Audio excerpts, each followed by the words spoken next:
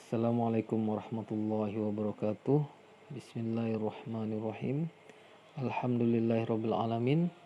Allahumma shalli wa sallam Allahumma shalli wa sallim ala sayyidina Muhammad wa ala alihi wa sahbihi ajmain. Para subscriber atau pendengar YouTube yang setia, kali ini kita akan mendengar bersama kisah seorang sahabat Rasulullah yang bernama Salman Al-Farisi radhiyallahu anhu. Ya, Salman Al-Farisi ini sangat terkenal ya kalau dalam sejarah Islam itu sebagai pencetus ide untuk pembuatan Honda atau parit ya. Jadi kejadian ini ketika tahun kelima Hijrah. Jadi ketika itu kelompok Yahudi datang ke Makkah ya, melakukan negosiasi dengan kaum musyrikin Makkah untuk membentuk suatu koalisi yang bertujuan untuk menghancurkan umat Islam yang ada di Madinah ya. Sehingga mereka berjanji untuk bahu membahu dalam peperangan untuk mencabut Islam dari akar-akarnya. Akhirnya orang Yahudi dan kaum Quraisy ini membuat siasat ya, yaitu pasukan Quraisy dan Ghatfan menyerangkan Madinah ya, menyerang Madinah dari luar ya, sementara Yahudi Bani Quraisyah itu menyerang dari dalam. Nah, jadi ada dua serangan di sini ya, ada dari luar Madinah itu kaum Quraisy ya, kemudian dari dalam Madinah sendiri adalah Bani Quraisyah. Sebab itu Rasulullah tuh dikejutkan juga ya, dikejutkan dengan jadi sehingga Rasulullah dan kaum muslimin dikejutkan oleh datangnya pasukan yang amat besar merayap menuju Madinah dengan perbekalan dan persenjataan yang sangat lengkap. Ya, ini adalah kejutan yang sungguh sangat besar ya ketika itu tentunya. Jadi Al-Quran menggambarkan situasi ini dalam sebuah surat ya, di surat Al-Ahzab ayat 33 dikatakan artinya, yaitu ketika mereka datang kepadamu dari atas dan dari bawahmu, dan ketika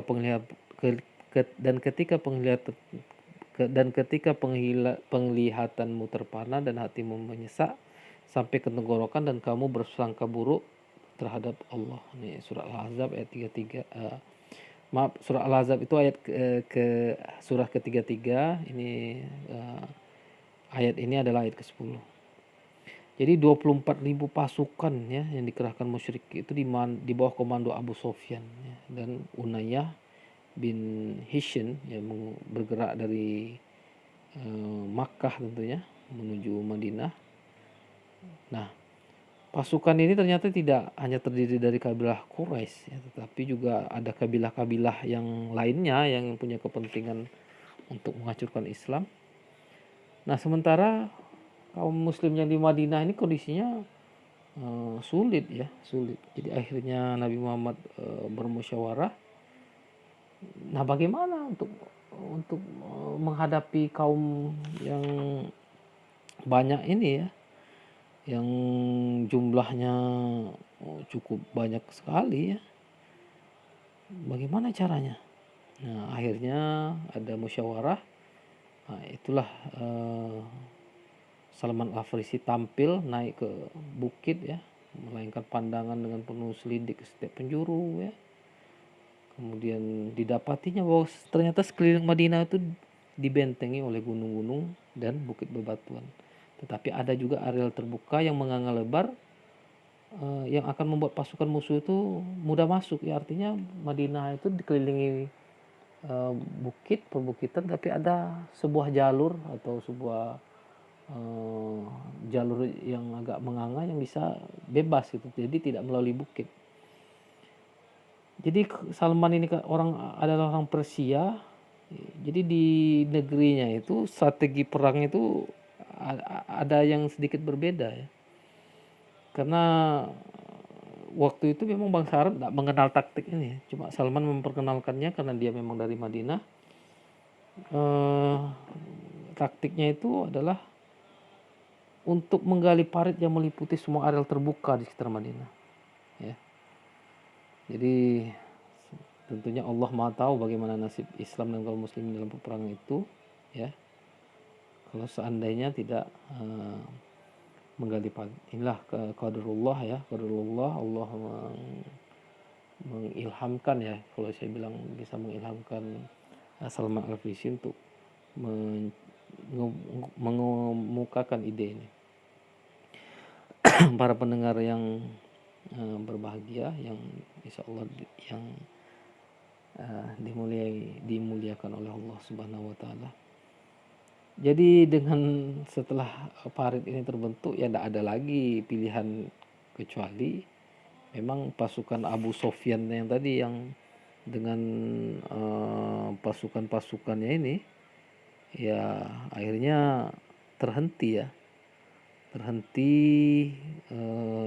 oleh parit ini, ya, parit yang dibuat oleh kaum muslimin yang ada di Madinah. Seperti inilah berlangsung, ya. Jadi untuk menggali parit ini memang ceritanya sungguh berat juga, ya. Jadi bergotong royong, Rasulullah sendiri ikut dalam menggali parit ini, ya.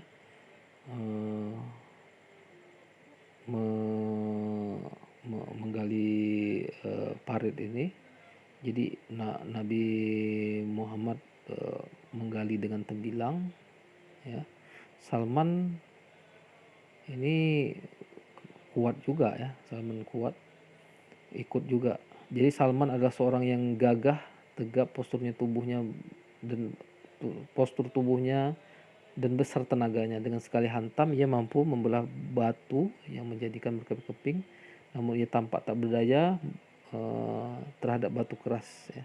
Jadi ada satu batu keras yang agak sulit untuk dipecahkan. Akhirnya Nabi semua kelompok udah coba untuk membatukan batu ini. Akhirnya ia meminta izin ke Nabi untuk mengubah alur galian, ya, karena ada untuk menghindarkan batu itu. Rasulullah pergi ke sana, ya. Saat beliau melihat batu itu, ya, Rasulullah turun tangan langsung meminta tembilang dan meminta sahabatnya untuk sedikit menjauh, ya, karena khawatir juga, ya, akan kena pecahan. Jadi Rasulullah membaca Bismillahirrahmanirrahim, kemudian mengangkat tembilang dengan kedua tangannya, kemudian dengan tekad dan kekuatan dihantamkannya batu itu, ya. Tiba-tiba batu itu terbelah. Anehnya dari dalam batu itu keluar jilatan api yang tinggi dan terang. Jadi Salman berkata, ini dikatakan, ya, aku melihat api itu mencelat dan menerangi sekeliling kota Madinah. Sementara itu Rasulullah SAW mengucapkan takbir, saya bersabda, Allahu Akbar, aku dikarunia kunci-kunci istana dari negeri Persia, dan dari lambaian api tadi aku tampak olehku istana-istana kerajaan Hirah, ya. Begitupun kota Kisroh dan umatku akan menguasai semua itu. Ini adalah sebuah berita, ya, atau berita tentang kejadian yang akan terjadi, bahwa umat Islam akan menaklukkan Persia. Kemudian Rasulullah mengangkat tembilang, langsung dihantamkan lagi kedua kalinya. Fenomena yang tadi itu terjadi lagi, ya. Batu yang tunduk itu hancur mengeluarkan cahaya terang, ya. Beliau pun mengumandangkan tahlil, saya bertakbir, Allahu Akbar, aku dikaruniai kunci-kunci negeri Romawi. Dari percikan api itu aku bisa melihat istana-istana merahnya yang dan umatku akan menguasai semua itu, ya, seperti itu, ya. Jadi kemudian untuk ketiga kalinya Rasul memukul lagi, kemudian muncul cahaya lagi, ya. Kemudian Nabi pun bertahlil lagi. Kaum muslimin juga, Rasulullah mengabarkan dirinya melihat istana-istana Suriah di Sana'a, ya, dan kota-kota lain di muka bumi tempat bendera Allah akan tertancap di suatu hari nanti. Kaum muslimin pun berseru dengan lantang, ya, inilah dijanjikan Allah dan Rasulnya kepada kami, maha benar Allah dan Rasulnya. Jadi, ternyata Salman itu orang yang mengajukan ide penggalian.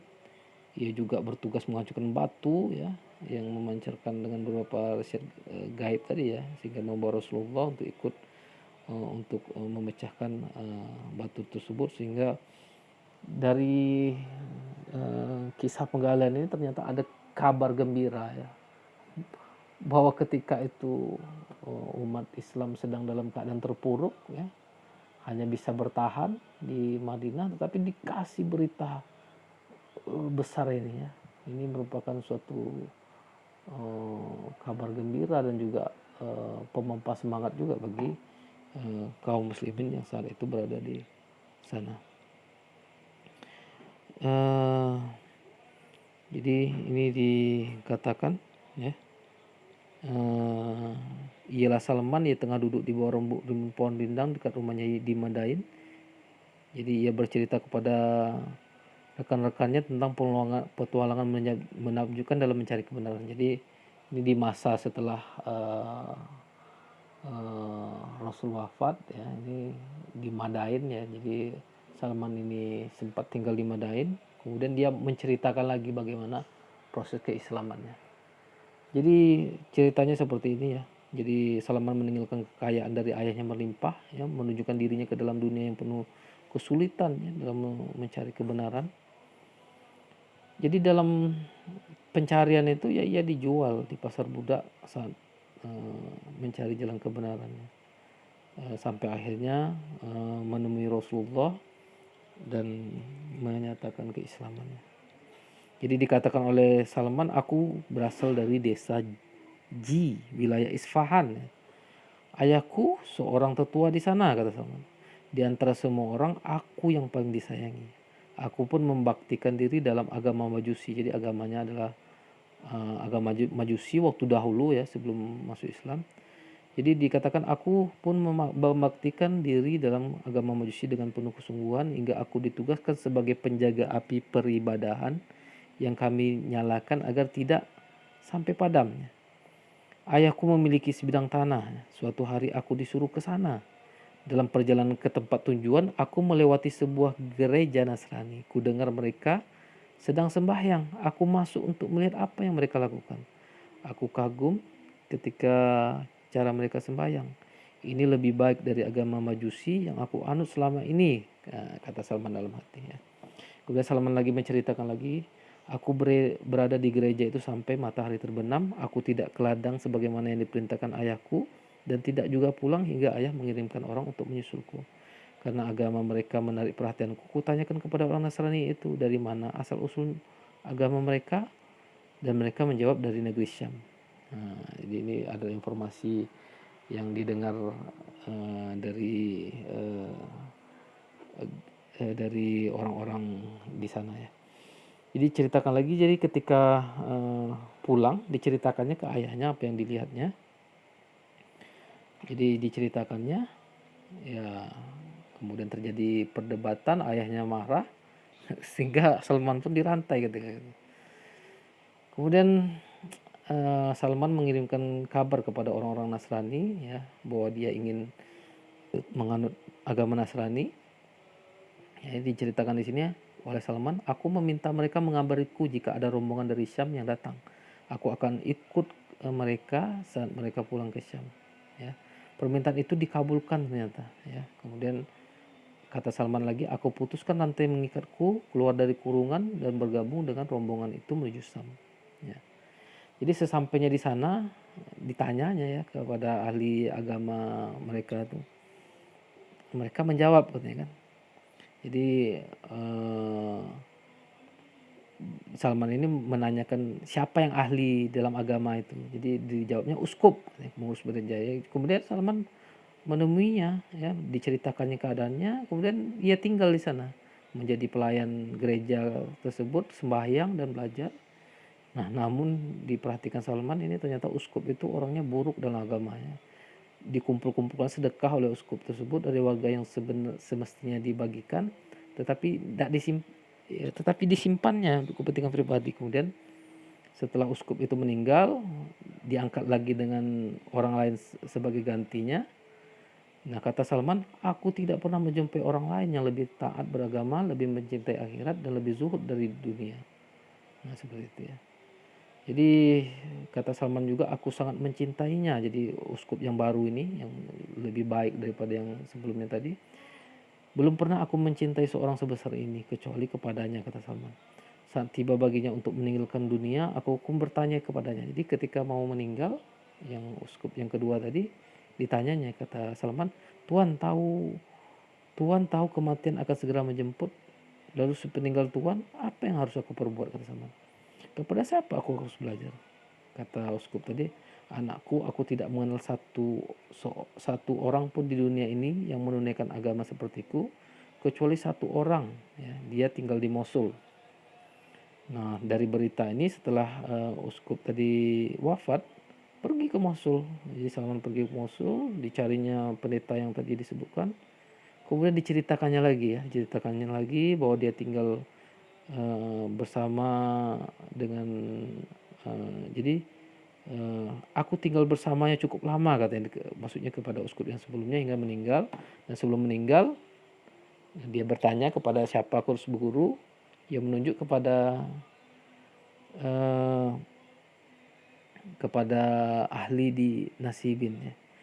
Jadi maksudnya ketika Salaman sudah sampai di Mosul, ya, kemudian sudah jumpa eh, dengan pendeta tadi, ya, dia awalnya diceritakannya bagaimana dia sebelumnya, ya, cerita dia sebelumnya, sebelum kenapa dia sampai Mosul.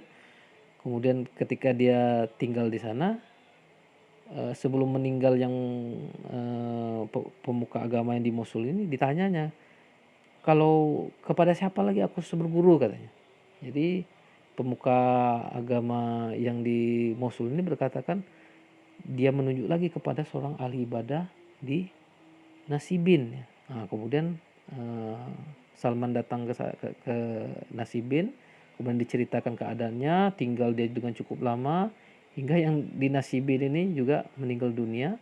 Sebelum meninggal, dia bertanya lagi ke pemuka agama ini, siapa lagi setelah ini yang aku harus berguru, katanya. Jadi katanya dia diperintahkan berguru kepada seorang laki-laki di Amuria, negeri Romawi, ya. Akhirnya Salman pun pergi ke sana. Kemudian dia untuk kebutuhan sehari-hari beternak sapi dan kambing. Saat meninggal dunia, bertanya lagi dia kepada yang di Amuria ini, kepada pemuka agama ini, kepada siapa aku harus belajar lagi. Namun dia tidak menjawabnya. Jadi dikatakan oleh pemuka yang agama yang di Amuria ini, anakku, aku tidak tahu seorang pun yang masih setia di atas jalan yang kami tempuh, hingga aku memerintahkan kepadamu untuk mengikutinya, katanya. Namun saat ini tiba masa diutusnya seorang nabi yang membawa risalah Nabi Ibrahim yang lurus. Ia akan hijrah ke suatu tempat yang ditumbuhi kurma dan terletak di antara dua bebatuan hitam. Jika engkau bisa pergi ke sana, lakukanlah. Ia mempunyai tanda-tanda jelas. Ia tidak menerima sedekah, tetapi menerima hadiah. Sementara di pundaknya terdapat tanda kenabian. Jika engkau melihatnya, pasti kau akan mengenalnya. Jadi setelah mendengar kisah cerita ini, suatu hari ada kafilah lewat. Kemudian Salman bertanya, dari mana kamu, katanya. Ternyata dari Jazirah Arab, ya. Kemudian dikatakan Salman kepada kafilah ini, maukah kalian membawa ke negeri kalian? Sebagai imbalannya kuberikan sapi-sapi dan kambing ini, katanya. Akhirnya kafilah itu menyetujuinya, ya. Tapi sampai di Wadil Qura, dizaliminya Salman, ya. Dijadikannya budak, yang kemudian dijualnya ke seorang Yahudi. Kemudian Salman berkata ini, diceritakan lagi oleh Salman, aku melewati daerah yang penuh dengan pohon kurma. Aku berharap tempat itulah yang dimaksud oleh pendeta, tempat yang akan dijadikan tujuan Nabi hijrah, ya. Tapi katanya dugaannya meleset, kata Salman. Ya, mulai saat itu ya Salman hidup dengan orang yang membelinya, hingga suatu hari datang seorang Yahudi lain dari Bani Khuraizah membeliku, ya. Jadi akhirnya dibeli lagi dari suku Bani Khuraizah. Kemudian dibawa ke Madinah. Nah, demi Allah, katanya, kan, ketika dia pertama melihat negeri ini, yakin dia bahwa inilah negeri yang akan didatangi oleh Rasul sebagai tempat hijrah.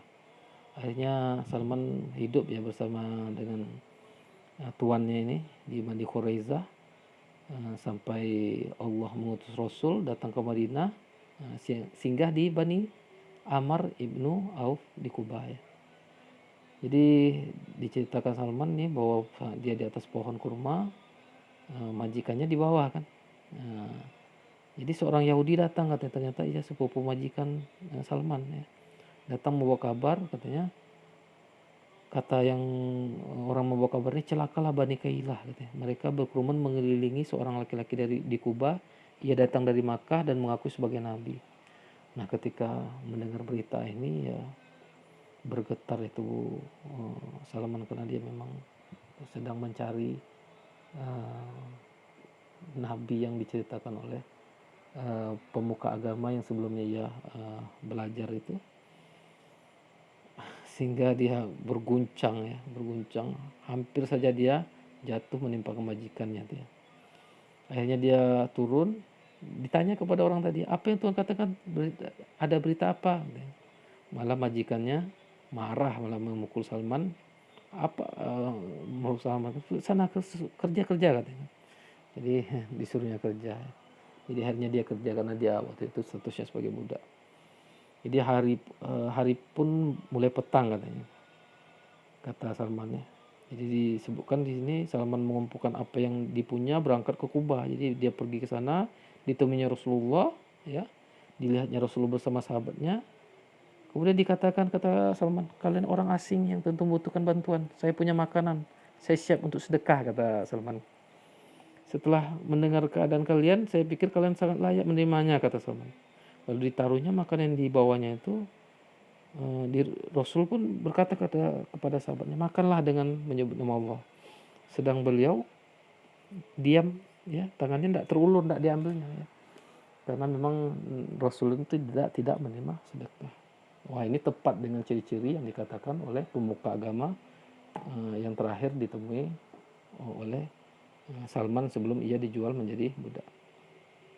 Jadi dia berkata dalam hati, demi Allah ini adalah suatu tanda yang disebutkan dia tidak memakan sedekah, kata Salman. Lalu dia pulang ya, keesokan harinya ditemuinya lagi Rasulullah dengan bawa makanan. Dikatakan kepadanya, aku tidak melihat Tuhan tidak makan sedekah. Aku mempunyai sedikit makanan dan aku akan merasa sangat tersanjung jika kuberikan sebagai hadiah untuk Tuhan, kata Salman. Akhirnya ditaruhnya makanan di dekat Rasulullah. Kemudian Rasul bersabda kepada sahabatnya, makanlah dengan menyebut nama Allah.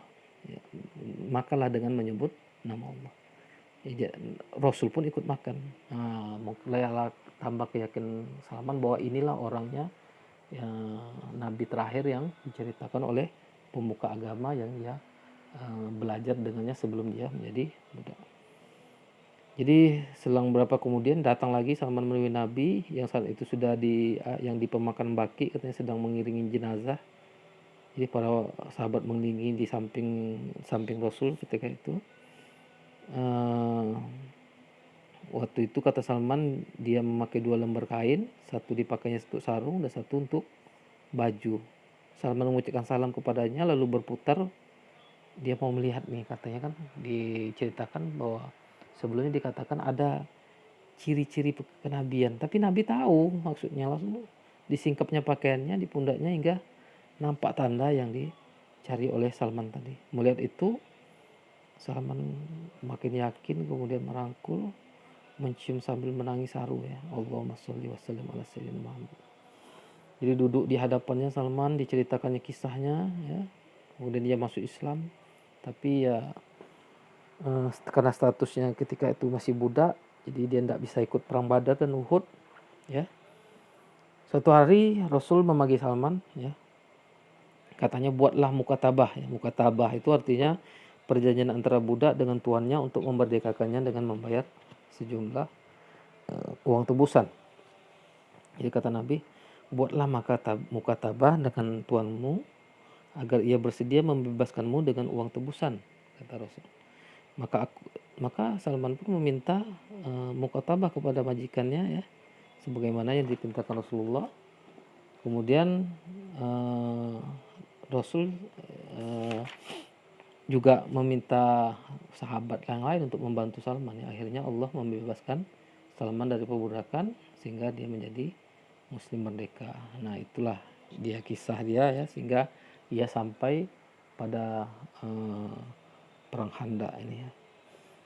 Jadi sebagaimana diceritakan ya, bahwa dalam perang Khandaq itu akhirnya Abu Sufyan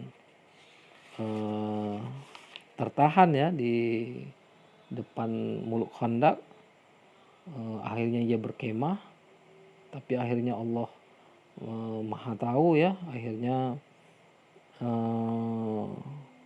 Allah kirimkan angin yang kencang yang mencabut tenda-tenda sehingga mengacaukan barisan yang tadi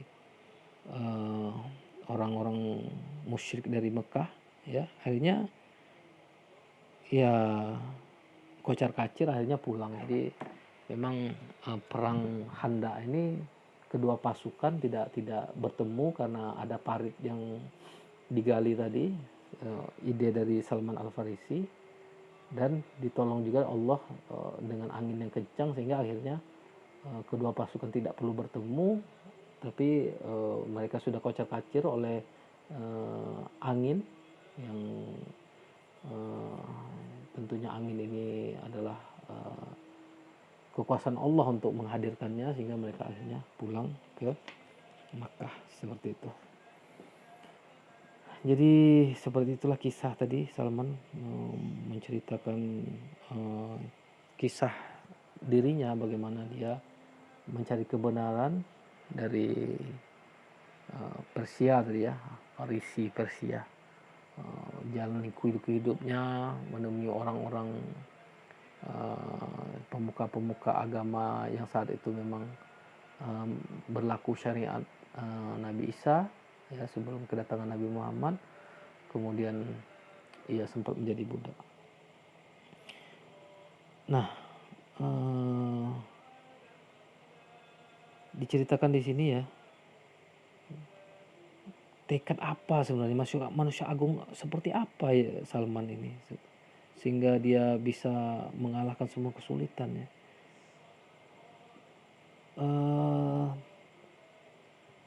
Bagaimana pandangan mata batin Salman ini mengawasi setiap manusia ya, aliran kepercayaan, kehidupan, kemudian teguh mencari kebenaran.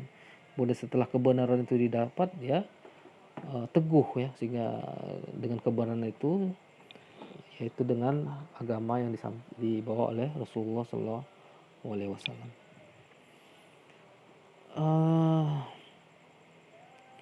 Jadi Salman Al-Farisi ini ya sangat zuhud, cerdas, wara ya, wara. Jadi mirip karakter Umar Ibnu Khattab. Jadi selama beberapa hari ya pernah dia tinggal di rumah Abu Darda dalam satu atap ya. Saat itu Abu Darda selalu mengisi malamnya dengan sholat dan siangnya berpuasa ya. Pola itu nampak berlebihan ya. Jadi menurut Salman itu tidak bagus. Jadi Salman ingin menasihati sahabatnya ini supaya, jadi dikatakan di sini pada suatu hari Salman hendak menekan tekad Abu Darda dalam mengerjakan puasa sunnah, namun Abu Darda berkata dengan nada berhadik, apakah engkau akan melarangku untuk puasa dan sholat untuk Tuhanku? Salman menjawab, sesungguhnya kedua matamu mempunyai hak atas dirimu, demikian pula keluargamu mempunyai hak atas dirimu. Puasalah dan selingilah dengan berbuka, sholatlah dan tidurlah katanya. Jadi dia melihat tapi berita ini akhirnya sampai kepada Rasulullah. Kemudian Rasulullah memujinya, sungguh Salman dikenyangkan oleh ilmu. Nah, seperti inilah ilmu sahabat Rasulullah. Diceritakan di sini, diceritakan lagi nih bahwa pada saat perang Khandaq atau perang Parit tadi, orang-orang Ansar berkata Salman di pihak kami, sementara kaum Muhajirin mengklaim yang sama. Jadi karena Salman ini orang Persia, jadi diperebutkan ya, dia diperebutkan oleh kelompok Ansar. Rasulullah berkata, Salman adalah bagian dari kami, ahlul bait ya. Jadi Seperti itulah keutamaan Salman Al-Farisi. Kalau Ali bin Abi Thalib menjuluki Salman ini dengan Luqmanul Hakim ya. Jadi pernah Ali bin Abi Thalib ditanya tentang kematian Salman, lalu ia jawab, ia adalah seorang yang datang dari kami dan kembali kepada kami, ahlu bait. Ya. Siapa pula di antara kalian yang dapat menyamai Luqmanul Hakim? Ia dianugerahi ilmu yang pertama dan terakhir, yang membaca kitab yang pertama dan terakhir dan tidak ubahnya, lautan yang tidak pernah kering akhirnya. Jadi Salman ini mempunyai kedudukan luhur dan penghormatan yang tinggi ya di hati para sahabat Rasulullah. Pada saat khilafah Umar ya, Salman ini pernah datang mengunjungi Madinah, lalu Umar mengadakan penyambutan yang tidak pernah dilakukan kepada seorang pun. Saking hormatnya dengan Salman Al-Farisi ya. Jadi ketika Salman itu datang itu Umar bin Khattab keluar sama sahabatnya menyambut Salman di pinggir kota Madinah. Salman seperti itulah penghormatannya. Jadi Salman itu hidup bersama Rasul sejak pertemuan beriman pertama kali ya hidup dengan Rasul. Dia adalah mujahid, ahli ibadah ya. Dia hidup juga di masa Khalifah Abu Bakar, Umar dan Utsman ya. Jadi pada saat Khalifah Utsman memegang kekuasaan ini, disinilah dia meninggal ya. Jadi di saat itu, kalau di saat pemerintahan Utsman itu Madinah sudah banyak ya, maksudnya sudah kekuasaan Islam ketika itu sudah terbentang ya dengan pembebasan terhadap negeri-negeri yang ya pembebasan terhadap berbagai negeri-negeri. Jadi di masa tuanya ya, Salman ini masih tetap berwibawa duduk di bawah naungan pohon sementara tangannya masih sibuk dengan anyaman daun kurma yang dijadikan bakul dan keranjang. Jadi pakaiannya juga pendek, hampir menyentuh lutut ya. Jadi itulah Salman ya, hidup dalam kesederhanaan. Tapi sebenarnya santunan Salman ini agak banyak ya, karena dia orang sahabat Rasulullah itu dikasih santunan itu 4.000 sampai 6.000 dirham per tahun ya. Tapi dia lebih suka membagikan semua itu. Dia tolaknya itu pemberian itu mesti 1 dirhamnya ya. Jadi ia menolak untuk mengambilnya mesti 1 dirham. Jadi Salman itu dibelinya daun kurma dengan harga 1 dirham, dianyamnya ya, kemudian dijualnya 3 dirham tadi yang daun kurma yang dibeli 1 dirham, dianyamnya dijualnya 3 dirham. 1 dirham dijadikannya untuk modal anyaman, 1 dirham diberikan nafkah keluarganya, 1 dirham untuk infak ya. Jadi dia punya 1 dirham, belikan anyaman, belikan daun kurma untuk anyaman, kemudian dianyam, kemudian dijual 3 dirham. Jadi dari 3 dirham itu 1 dirham untuk modal lagi untuk beli daun kurma, 1 untuk nafkah keluarga, 1 untuk diinfakkan ya. Jadi kata Salman, seandainya Umar bin Khattab melarangku berbuat seperti ini, aku tetap tidak akan menghentikannya, katanya seperti itu. Seperti itulah zuhudnya Abu Salman Al-Farisi. Jadi banyak kisah-kisah Salman Al-Farisi ini sebenarnya yang sangat yang dia menolak harta kekayaan, kenikmatan, bersikukuh hidup dengan 1 dirham yang ia hasilkan dengan tangannya ya, bagaimana dia tetap kepada kezuhudan ya. Dia juga menolak kekuasaan dan jabatan ya, kecuali kalau berjihad atau dalam keterlibatan dalam militer, dia siap untuk diterjunkan ke medan juang. Jadi Hisham ibnu Hasan pernah meriwayatkan dari Hasan ya, katanya dikatakan gaji Salman itu 5.000 dirham ya, tapi ia menyampaikan khutbah di hadapan 30.000 orang dengan mengenakan mantel, sebagian ia bentangkan untuk duduk, sebagian yang lain ia kenakan saat bagian gajinya keluar ia langsung menghabiskan dan tetap makan dengan hasil tangannya sendiri. Apa yang mendorongnya berbuat seperti itu, membuat berzuhud sedemikian rupa padahal ia adalah orang Persia, anak kemewahan dan asuhan peradaban. Apa yang membuatnya itu? Nah, jawabannya itu sebenarnya akan terjawab ketika dia berbaring dengan kematiannya.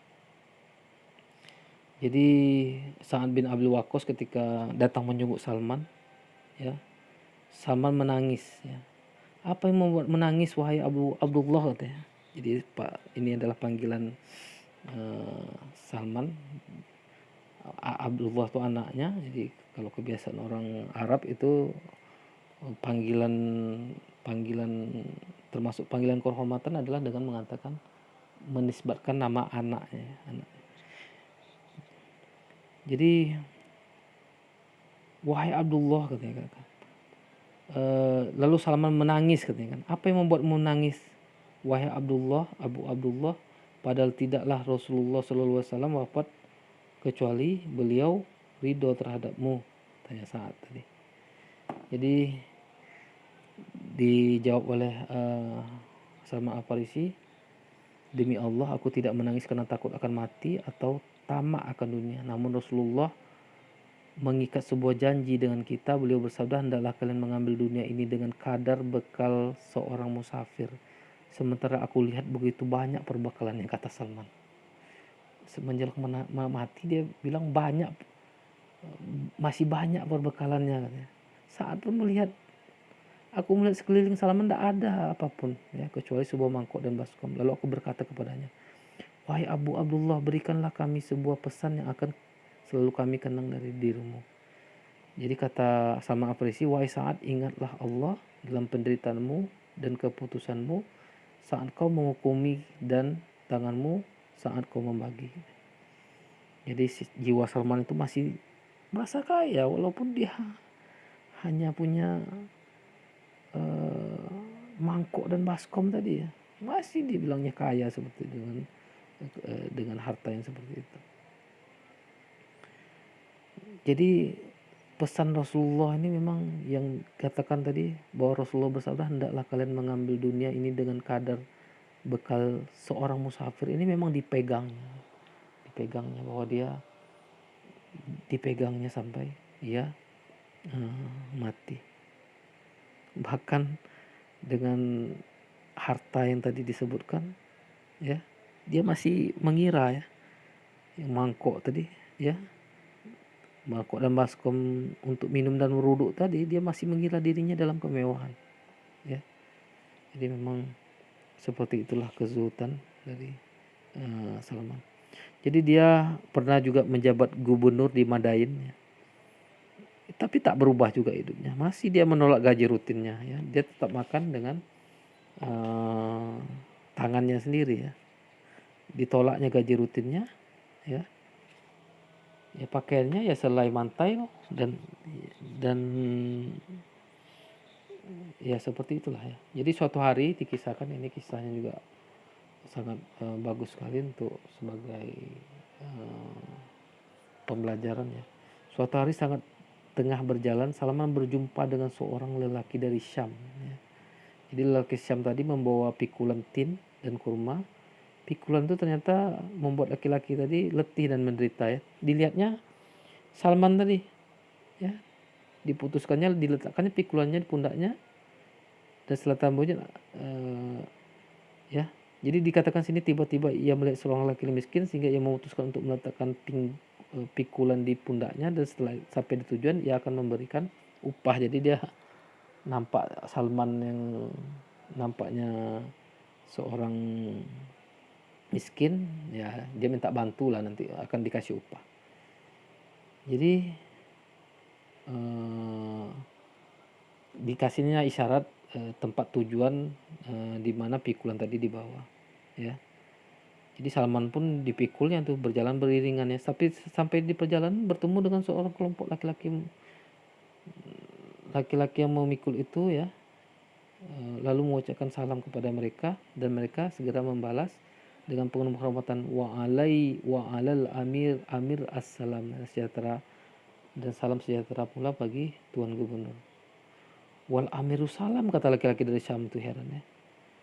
Tuan Gubernur mana yang mereka maksud, katanya kan. Bertanya-tanya dia kan. Keheranan dia kan. Jadi banyak orang yang menuju Salman untuk membawa kepikulan yang tadi ya. Jadi Salman tadi membawa pikul, orang berkata banyak malah yang ingin membantu Salman. Baru sadarlah laki-laki Syam dari Syam ini berkata bahwa yang sedang ia minta tolong untuk memikul barangnya itulah Gubernur Madain ya, Salman Al-Farisi. Ya, sehingga gugup dia, gugup. Kemudian mau mendekat ke Salman untuk menurunkan pikulan tadi, tapi Salman menolak. Ia berkata sambil menggeleng kepala, tidak, sebelum ku antarkan sampai ke rumahmu, katanya.